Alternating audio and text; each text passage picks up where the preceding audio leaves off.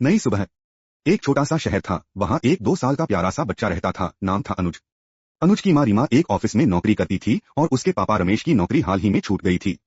रीमा रोज सुबह अनुज को खाना खिलाती, पति को ताक झांक कर देखती और फिर थके कदमों से ऑफिस निकल जाती। रमेश नौकरी जाने के बाद अंदर ही अंदर टूट चुका था, मगर अनुज की हंसी ही उसका सहारा थी। रीमा के चेहरे पर हमेशा थकान, चिड़चिड़ापन और अनकही नाराजगी बनी रहती थी। एक दिन बिना कुछ बताए रीमा घर छोड़कर चली गई। केवल एक चिट्ठी छोड़ी। अब और नहीं सह सकती। मैं अपनी जिंदगी जीना चाहती हूँ। माफ करना। रमेश टूट गया। अनुज रोता रहा, मम्मा, मम्मा, लेकिन मम्मा लौटकर नहीं आई। रमेश कई रातों तक चुपचाप बेटे को सीने से लगाकर रोता रहा। उसे याद आते थे वे दिन जब तीनों साथ बैठकर हंसते थे, खाते थे, सपने बुनते थे। लेकिन रमेश ने हार नहीं मानी। उसने ईंट भट्ठे में मजदूरी शुरू की, फिर निर्माण स्थल पर काम करने लगा। वो पसीना बहाता, लेकिन हर शाम घर लौटकर अनुज को गोद में लेकर मुस्कुराने की कोशिश करता। तेरे लिए जी रहा हूँ बेटा, वो कहता। वक्त बीता, अनुज बड़ा हुआ।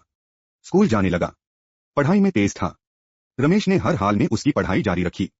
फटे पुराने कपड़ों में भी अनुज के मन में बड़े सपने थे। कॉलेज में उसने छात्रवृत्ति स्कॉलरशिप जीती।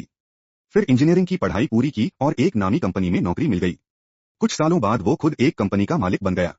एक दिन एक पुरस्कार समारोह में अनुज ने मंच पर खड़े होकर कहा, आज जो भी हूँ अपने पापा की मेहनत और प्यार की वजह से हूँ।